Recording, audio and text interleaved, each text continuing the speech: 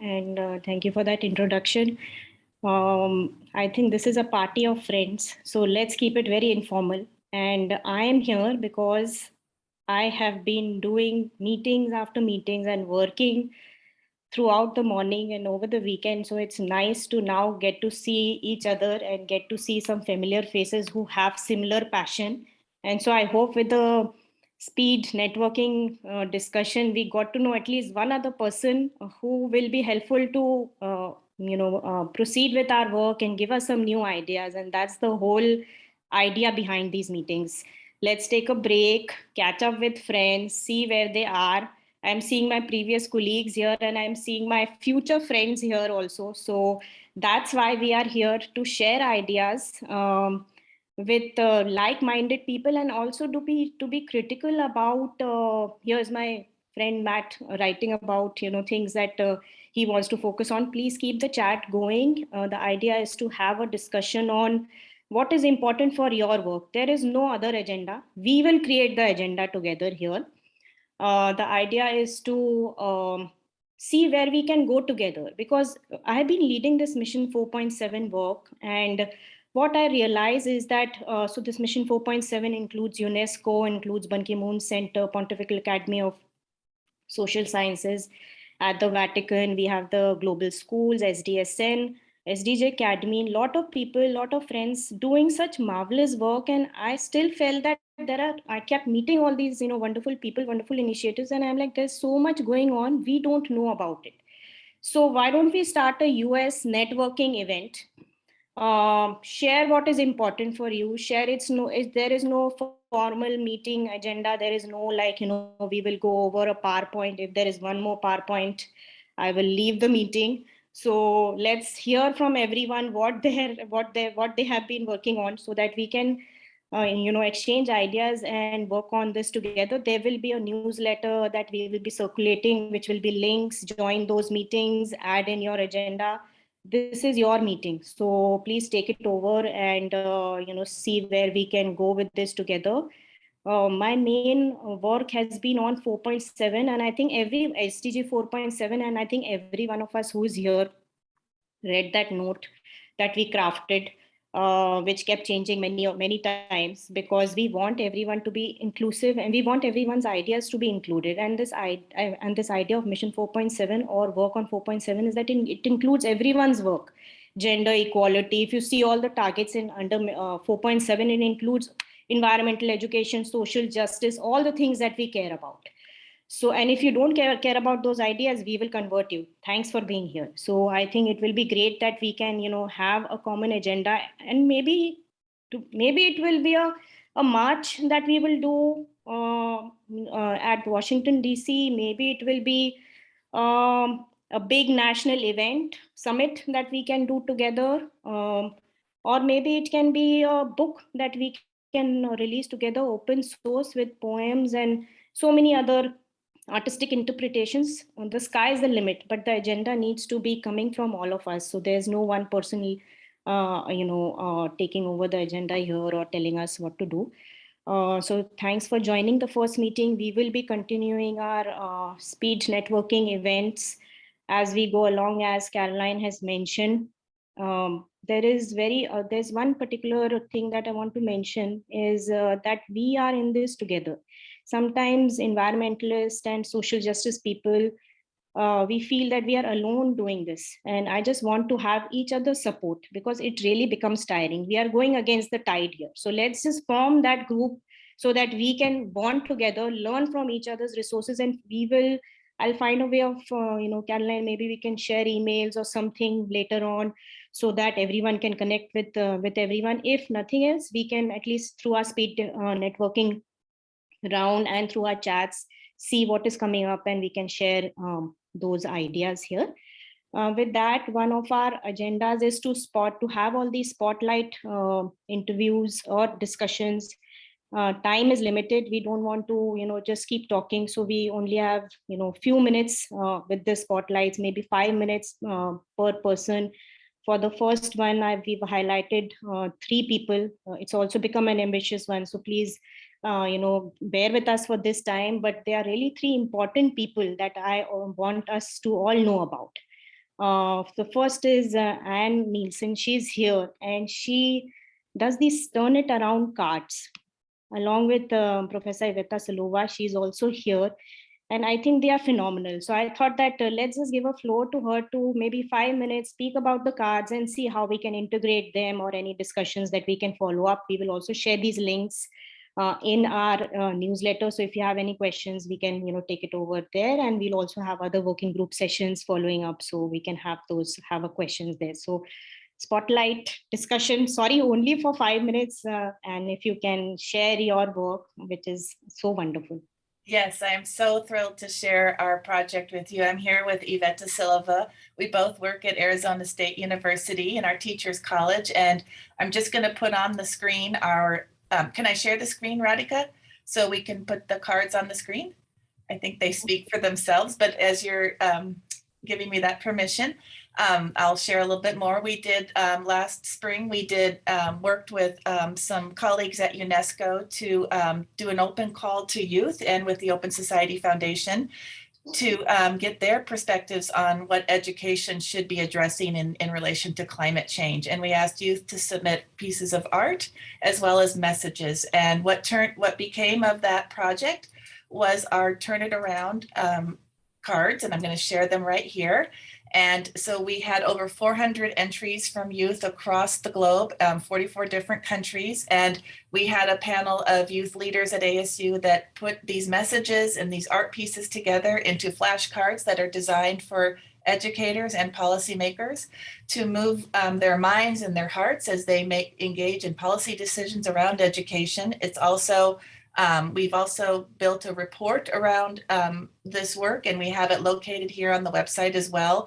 That is our analysis of a lot of the messages that came through and some ideas for education going forward. So we encourage everyone to read it and look through it. It's actually designed as a workbook, keeping with that educational theme. But you can see each of the cards here have an art piece of art and a message. You're welcome to click on them and explore the website. We are in the process of beginning to design pedagogical materials around this work, and we welcome anyone that's interested in working with us on that. There is just so many different directions these cards can go. As Iveta has said, this has taken on a life of its own. So Iveta, do you want to share a little bit more? Yeah, I just wanted to add quickly is that, so this project is ongoing and the call for submissions is still open. So on the website, you can see on the top right corner, there is a way, there is a tab to submit. And so anybody can still submit artwork and responses to the text, and we constantly are uploading and updating the website. So it's like a growing and not growing, well, it's a growing and living thing, being in its own. And so we have currently, I think, artwork contributions from youth from over 45 countries. So if you're looking for any of the activities of the summer to do with children and youth, so you're welcome to use this and submit. And if you would like to also share with us, we are also now crowdsourcing, inviting people to share any of the pedagogical materials around how these cards could be used. We also have a printed deck of cards available as well. So if anybody's interested, you can email me or Anne, and we can share those with you as well. Yeah, and so this is our project, and we welcome, as Iveta said, anyone that's interested in continued collaboration, and we're really beginning to dig in on how these can be used pedagogically in classrooms and meetings with policymakers across curriculum. So we are super excited to share it with you. We will also be working with some other organizations to crowdsource lesson plans from teachers. So we'll share more of that as it comes along. I'm sure that's about our 5 minutes, so we'll stop there. Thank you, Vita. And I think I will certainly be using these cards for my work, summer work, which is going to be exciting. Now I wanted to invite Katelyn Armbruster. She is focusing on these teacher awards at the sustainableearth.org network. So over to Katelyn. Thank you. Hi, everyone. I'm so glad to be here. Thank you for the invitation too. Let me put, you might have already seen some of my chats, but I'll put it in so it's fresh. What I wanted to come here and introduce to you all is the Sustainable Earth site, which is a new site here at ASU. I'm managing.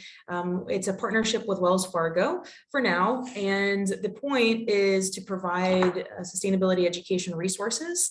And in fact, our most Googled term that gets people to our site is presumably teachers that are Googling sustainability classroom activities, sustainability games, sustainability lesson plans, and that's how we get the most traffic to our site. And so what we're really focusing on this summer is making more resources, creating more resources, and crowdsourcing more resources for those educators to have those things for the classroom. And what we just launched, what is an educators award. So educators from all around the US, and this is open to anyone in the US, any grade that is an educator, doesn't necessarily have to be in a school either. So maybe it's a community organization that is providing some sort of lesson plan or a project that builds in sustainability concepts. And what we do hope to do when we have all of these together, and we're picking out winners, and we'll have 40 winners, by the way, so lots of opportunity for winning. We'll feature those on our site and connect those with the sustainable development goals that they are tied to, outside of FOR. So it's a really new and exciting site. We're also looking for contributing partners. So if you have any resources for educators or otherwise, even so, another big focus for us is small business. I won't get into that, but you can go through our site if you're interested. We have an award for small businesses implementing sustainability concepts into their their operations. We would love to partner with anyone who would like to contribute resources, tools. So I think this is based on who I've met already today. I think there's especially Matthew, right, from earthday.org. I was like, wow, so excited. Maybe we can do some cross collaboration and get these resources, these lesson plans, these examples of real life scenarios where we're implementing sustainability into real classrooms, into projects, into real institutions, so to show that it's not done in just one way. There's a variety, there's a diversity in how we teach these concepts and bring sustainability into the classrooms or outside classrooms. So I'll end it there. If anyone would like to connect with me, I'll put my email in the chat. Thank you again for inviting me and to share this information. Thank you so much, Katelyn. Great resources there. And our last person for today, our spotlight is Emily Fano. She's very special because when she invites people for Zoom meetings, it's usually students who are interviewing senators and asking them and putting them on the spot that when is environmental education going to be integrated into my classrooms. So you all have to attend her meetings because it gives us completely different interpretation of environmental education. And she's working with senators here in New York, and she's working with student groups who are so amazing, and she gives like another whole level of meaning to the work that we are doing. And she works on this climate and resilience education task force. I'll ask Emily to share a few words and tell us about her upcoming meeting and plans. Thank you, Radhika. You're very kind. And I want to also thank you so much for doing this work and for bringing people together and hosting the youth climate education conferences that you've been doing at Columbia. So thank you for that. Yeah, so as Radhika said, I wear a few hats at National Wildlife Federation in New York City, but I convene the Climate and Resilience Education Task Force, which is a coalition of policymakers, educators, NGOs, and students who are working to expand access to climate education in New York City and New York State. And as most people know, New York City is the largest school district in the country. And what happens here has implications for the rest of the country, although New Jersey has surpassed us already with their climate education mandate for K-12 public schools. But as Radhika said, we do work to amplify youth voice because it's their future, and we really work to include students in understanding policy and advocating for climate education policy. And so We have a youth steering committee as part of our task force that, and I've put the link to the website in the chat that you can check out. We regularly engage students in advocating for climate education policy and facilitating meetings with elected officials, as Radhika said. So we hosted a listening session on March 2nd with New York State senators and assembly members. The students prepared remarks and they prepared questions for the senators and assembly members and really led the meeting. And it ended with the elected officials supporting a mandate for climate education in the state. So, you know, we think that it's very effective to have students speaking for themselves and advocating for themselves, which they are doing all the time in the streets, whether it's for climate change or gun violence. You know, they are really taking the lead on things that adults have failed to deliver on for them and their future. The other thing that we did with the task force that I think was particularly significant was we created a survey that for teachers in New York City that was deployed with the teachers union, and that showed that teachers in New York City are only teaching about climate change for about 2 hours per school year, which really mirrors the national average and is very alarming considering the scale of the crisis. And most of them said, I think 68% said that they don't have time to teach about climate change because of all the various other obligations that they have, despite the fact that they know it's a threat to future generations. So we have the results of that survey on our website. So yes, we have an upcoming meeting on June 15th on Wednesday from 4 to 5:30. We're encourage anyone who's interested in attending the meeting and also becoming a member of the task force. And the only other thing I wanted to mention is our other program that I run called the Resilient Schools Consortium, which is educating middle and high school students about climate science, climate impacts, climate justice, and resilient solutions. So I've put the link to that organization, to that program in the chat as well. And I think that's probably it, unless someone has questions, but I know we're short on time. So thanks, Radhika, for the opportunity to share with everyone here, and thanks everyone. Thank you so much, Emily. So we will have spotlight sessions as we go along with our other meetings. But over to you, Caroline. Before I do that, the goal for this meeting, I think for me, is to know one more person who I didn't know before, so that we can be connected and share our ideas and they can share their amazing work. I think it's a group of amazing people who have gathered together. So let's continue with our networking discussions, but over to Caroline for our for the future work.